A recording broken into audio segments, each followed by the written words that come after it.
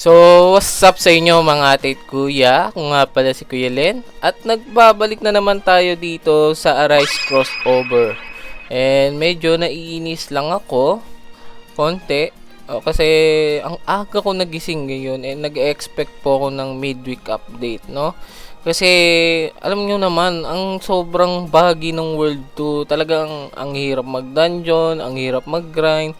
Parang lagi kang nadidisi every time na gagawin mo yon. Kasi alam ko sa inyo kahapon, nag-comment din naman kayo na nakakaranas din po kayong nung pagka-DC, nasasayang yung keys ninyo.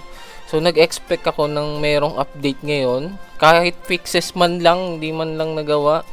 Pero it is what it is. Hindi na tayo pwedeng magreklamo, nangyari na. So let's expect na lang sa Sabado na magkaroon po ng update. Ang galing. Sumakto pang nag-down yung server. Ang galing talaga, ang galing.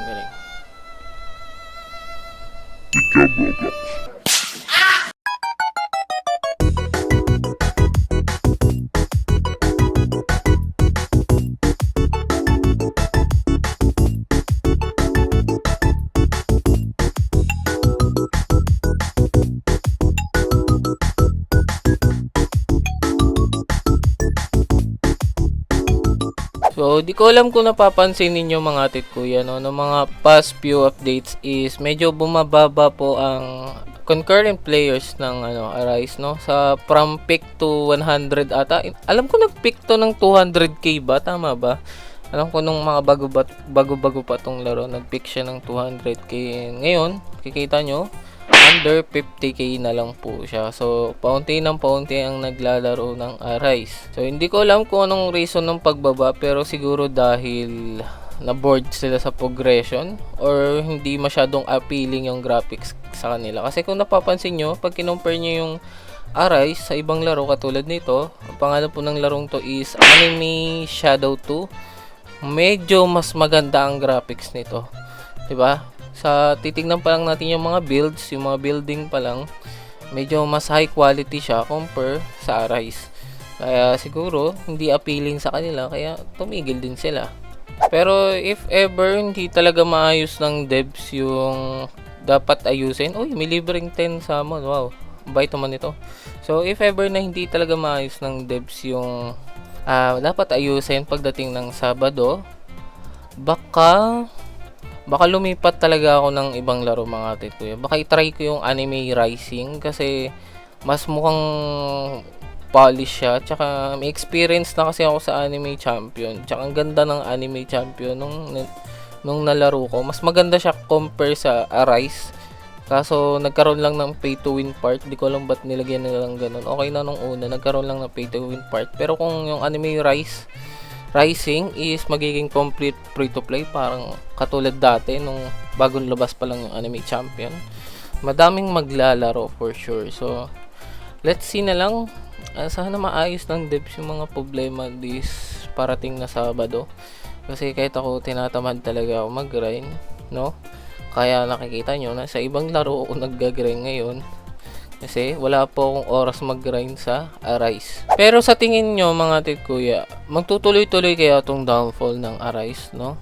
Kasi so far naman, magaganda yung ginagawa ng devs pagdating sa pag-update, kasi lagi po sila nagtatanong ng opinion sa mga players and sinusunod nila yung poll kung ano man yung nananalo.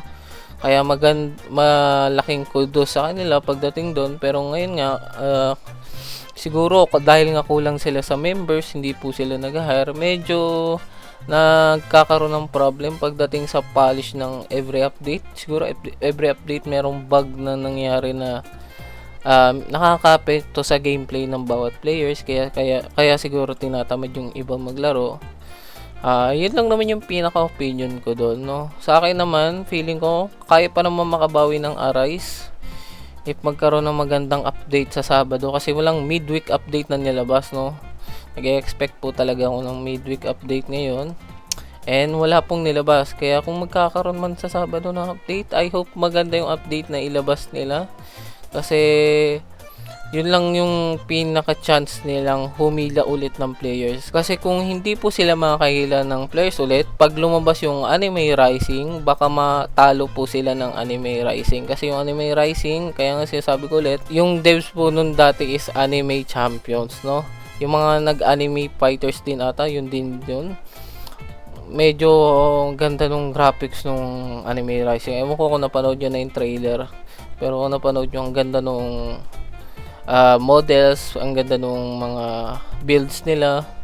Talagang high quality yung pagkakagawa, kaya medyo mahihirapan si Arise doon if hindi pumalo yung update nila sa Sabado. So again, lahat ng yun is opinion ko lang naman. Magkakaiba naman tayo ng opinion mga tet kuya. Kung sa tingin ninyo mas maganda pa rin si Arise, go lang po tayo, okay? So comment nyo lang sa baba kung sa tingin nyo makakabawi ba si Arise sa update sa Sabado, or maglalaro kayo ng iba if ever na hindi magandang update. Kasi ako, talagang itatry ko yung Anime Rising mga tet kuya. Baka makita nyo ako mag-upload nun. Kasi gusto ko talaga maglaro nun. Kasi naghagandahan talaga ako sa graphics. Kung hindi nyo pa napapanood yung trailer, panoorin nyo na.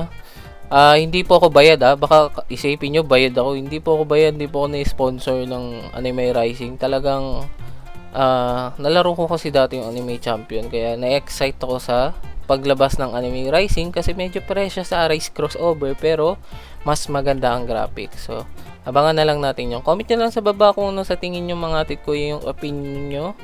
If dying na ba si Arise or kailangan na ba magpalit ng game, okay?